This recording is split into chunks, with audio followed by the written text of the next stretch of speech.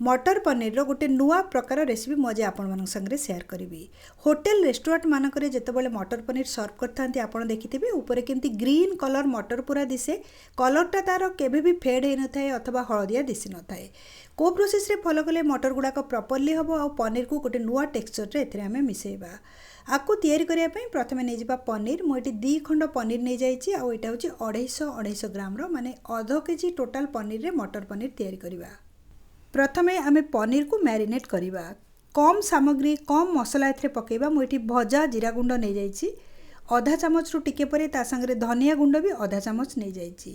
वर्तमान एथरे आमे मिक्स करिबा राग लंका गुंड कम क्वांटिटी रो मु मिसेईची। आपण आपनको स्वाद हिसाब रे पकेबे।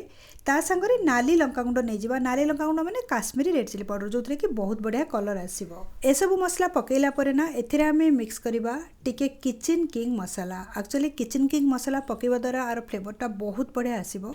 मटर पनीर नॉर्मली पनीरटा सेमती व्यवहार होता है माने धला पनीर ही पड़ी थाए किंतु मो एटा मो घरे तैयारी करे आ एटा खाया को बहुत स्वादिष्ट लगी था। गोटे थर आपण निश्चय ट्राए करेंगे।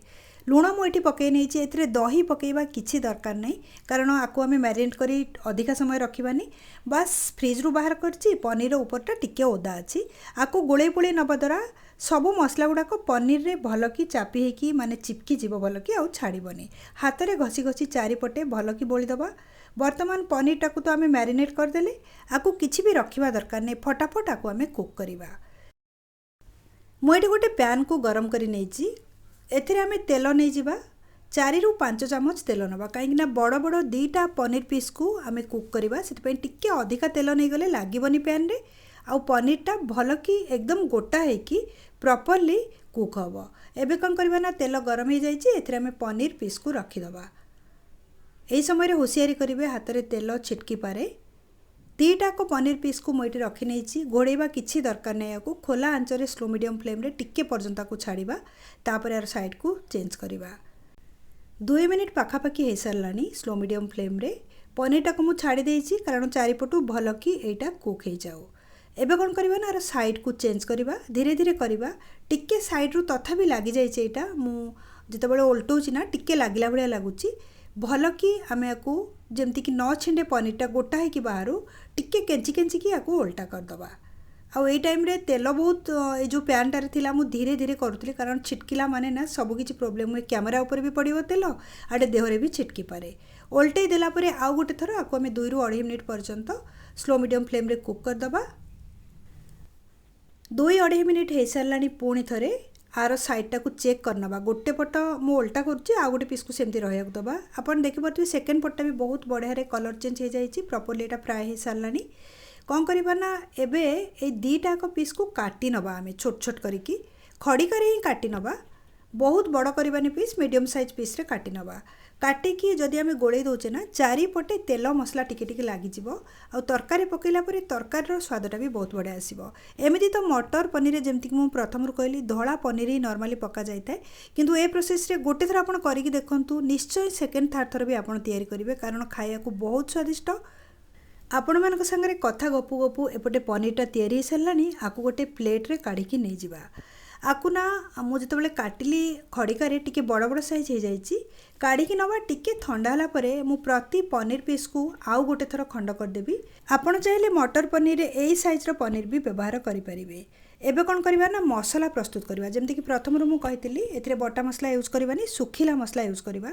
सेथिपाई मुझे नहीं जाइए भजा जीरा गुंड गोटे चामच धनिया गुंड नहीं आधा चामच रु टिके अधिका काश्मीरी रेड चिली पाउडर गोटे चामच नहीं जिबा ता संगे राग लंका गुंड आधा चामच रु टिके कम।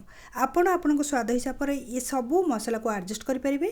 वर्तमान मु हल्दी गुंड नहीं जाइए 1/4 टीस्पून ता संगे मिसेबा किचन किंग मसाला। प्रथम रु मु किचन किंग मसाला को मिसेकी मटर पनीर कर सारी से आपण मानक संगे शेयर करुच्ची। एटा बहुत बढ़िया और स्वादिष्ट लगिबो। एबे कौन करबा ना सब मसला को मु गोले नहीं एथिरे आमे पकईदबा पानी अल्प पानी नेबे आकु ना टिके पतला करके गोलेबा आ 15 मिनट पर्यंत रेस्ट नबाक दबा जहाँद्वारा कि एटा सोक करके पानी की टिके मोटा ग्रेवी हो। देखंतु आपण गोटे थर यही प्रोसेस रे करिकी डायरेक्ट तेल रे सुखिला मसला न पकई अथवा अदा रसुण बटा न देकी सुखिला मसला को बतुरे की किसी समय ग्रेवी रे पकईकी केमिति टेस्ट लगुची मते कमेंट सेक्शन में निश्चय जणातु। आउ टिके पानी मुझे मिसई नहीं कहीं टिके पतला करके रखा पड़ो 15 मिनट पर ना पानी सोक कलापर यहाँ ऑटोमेटिक मोटा हो मसला। तो बर्तमान आम सहजरे प्रस्तुत करदे आपको साइड्रे रखीदे। होटेल मानकरे जो प्रोसेस रे मटर पका जाए से प्रोसेस को बर्तमान फॉलो करवा। मुझे गोटे जगार पानी नहीं गरम करी पानीटा फुटवा आरंभ हो आसला आप देखिपे तले बबल्स दिशुची। एथिरे कौन करवा ना लुण पकेबा गोटे चामच फुल चामच को नहीं जाइए। प्रथम जदि आम मटर को फुटेकी रखुचे ना झोल पकईकि अधिका न फुटेले तार कलरटा चेंज हेनी। ये जिनटा हूँ ऑप्शनल। मुझे चीनी पकई अध चामच रु भी कम चीनी पकईले कलरटा भल रहे मटर प्रॉपर कलर जमती कंचा मटर आसता से प्रकार कलर आसता तरकारी हेलापरे। जदि आपण चीनी खाऊना ताले चीनी को स्किप करि पारंती तथापि भी कलरटा भल आसीबो। एबे पानी फुटिबा आरंभ हो गलानी कौन करवा ना एथिरे मटर पकेबा। एठी मु आधा केजी मटर एथिरे पकाउची। जेती क्वांटिटी मुझे पनीर से क्वांटिटी मटर भी नहीं जाऊँगी। मटर को एथिरे पकेला परे टिके समय एमती खोला आंचरे फुटेबा। जदि आप चाहते कवर करके भी कुक करें जल्दी हो किंतु आपको गोले नवा आउ फ्लेम को हाई करदे फुटिया को दबा 4-5 मिनिट भितर मटरटा नरम हो सीझीज आप टेस्ट करके जानीपर। वर्तमान मटर को चेक करवा कलर एपर्यंत भी बहुत बढ़िया अच्छी ग्रीन आप देखिपे मटर सीझी सारा।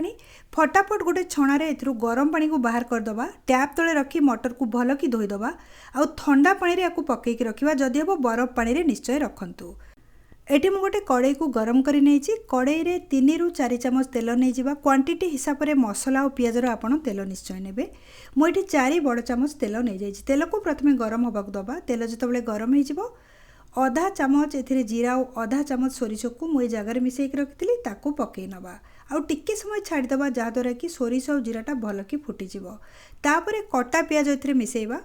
मुझे मिसाऊँगी 4टा कटा पियाज 4टा मीडियम साइज्र पियाज को मुझे छोट छोट कर काटिकी रखी ता सांगरे आमर कंचा लंका 3टा नहीं जाइए। राग लंका जदि हो आप कम क्वांटिटी पकेबे जदि राग हो टे अधिका पकई पारती।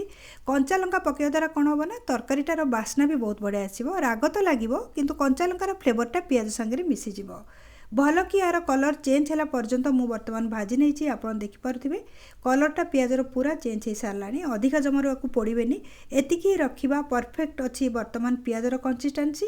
एथिरे एबे मिक्स करवा मसला को जो मसला को आम प्रथम गोलैक रखी 15 मिनट मुझे बाहर रखी बर्तमान यहाँ काठुआ हो जाए आप देखिपे। प्लेट रु गलुनी गोटे चामच रे आपको आम नहीं आसवा।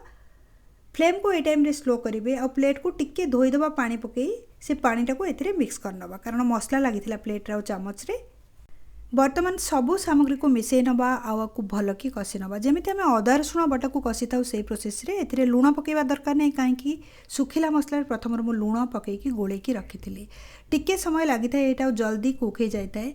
जमीती कि बर्तमान आप देखिपे मसलाटा कषि सारा साइड्रु तेल भी बाहर स्टार्ट हो गला। मात्र 3 मिनिट हो स्लो मीडियम फ्लेम रे कारण सुखिला मसलाटा जल्दी कषि जाए। एबे कौन करवा ना एथिरे कटा टमाटो मिक्स करवा। 3टा टमाटो मु नहीं जाइए आपण स्वाद हिसाब से तरकार क्वांटिटी हिसाब से टमाटो मिक्स करेंगे। टमाटो उपरे आउ टिके लुण पकईदबा जहाद्वारा कि टमाटोटा जल्दी सीझीज तापरे आपको भल कि गोलैदबा। एमती तो कवर करके भी आप कुक करेंगे टमाटोटा जल्दी नरम हो जाए। जदि चाहते खाली भी बिना कवर करके भी कड़े को आप गोले पोले या कुक करेंगे टिके टाइम अधिका लगे सेमती भी भल स्वाद आसी थाए।